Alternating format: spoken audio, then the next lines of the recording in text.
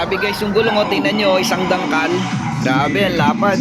Grabe guys, meron po tayong nakita dito. Big bike concept po siya. Yamaha Sniper 155. Tapos po halos lahat ng kinabit sa kanya pang big bike po na Ducati. Tingnan nyo naman po yung gulong, ang lapad. Lumapag po yan dito sa Sampaloc, Talavera, Nueva Ecija. Kaya ito po guys, panoorin po ninyo. Guys, may nakita tayo dito, Sniper 155 big bike concept.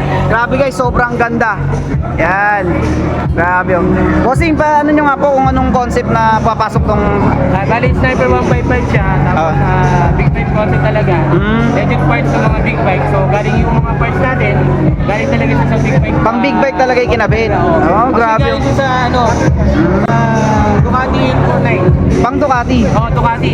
So, medyo rare. Ito boss, yung pang likod niya na yan. Oo, pang likod niya. Medyo rare kasi siya dahil nabili namin siya asset talaga. So, may makikita ko yung big bike concept parts, pero hindi ganun na hindi magamukha yung mga ito.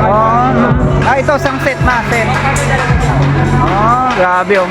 Grabe guys, yung Sniper 155 po na ito, no? Big bike concept na po siya. Tapos po yung mga piyesang nakakabit sa kanya, talagang sa big bike po talaga galing. Sa mga nagtatanong naman po kung ano po mga piyesa yung mga kinabit sa kanya, eto po guys, i-detailed po natin. Naka RCB lever guard po yan. Sa clutch lever naman po, Nissin po yan na pang Z1000. Naka carbon na po yung nasa harap po na yan. Naka Ducati inner boots na po yan. Aftermarket na po yung outer tube. Nissin naman po sa caliper, pang Ducati. Sa gulong po, Pirelli. Sa brake master lever, Nissin din po yan. Bali set na po siya sa caliper at saka lever. Naka big radiator na rin po yan guys. Sa engine setup naman po, stock lang po yung makina. Pero sa crankcase po, pang Ducati na rin po yan na transparent. Akashi naman po yung ginamit niya sa pedal. RCB naman po sa brake pump. Sa pipe naman pong ginamit niya, Austin Racing po yan na adjustable. Sa mags po, tsaka sa gulong, pang big bike po yan na Ducati. Zeon Asher naman po sa seat cover. Sa rear shock naman po ginamit niya, pang MB01 naman po yan. Sa single pro arm set naman po, pang 848 Evo Ducati naman po yan guys. Naka-carbon po yung fender dyan sa likod. Ang ganda guys, at saka ang linis po nung tagiliran niya. Ang ganda rin po guys ng pintura. Sa switch naman po, Ducati rin po yung gamit niya. Tapos po naka-carbon po yung sa panel gauge. The rest po, maganda po yung pagkakabil. Dito po sa Sniper 155 po na ito, big bike concept. Lalo na po sa mga piyesang kinabit sa kanya. Grabe guys, talagang ginastusan din po talaga. Sa mga gusto naman po makarinig kung paano po siya umandar, eto po guys, panoorin nyo.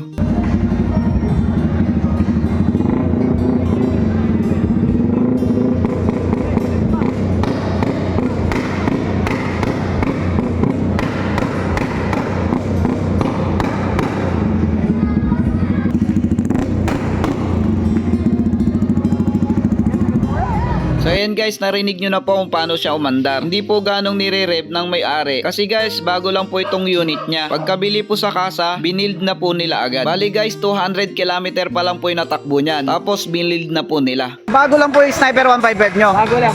Tapos binild nyo na agad. Oo, so 200 pa lang yung tinakbo. Grabe ano. Boss, ano pong pangalan nyo? Ne. Ayan, sige po, thank you.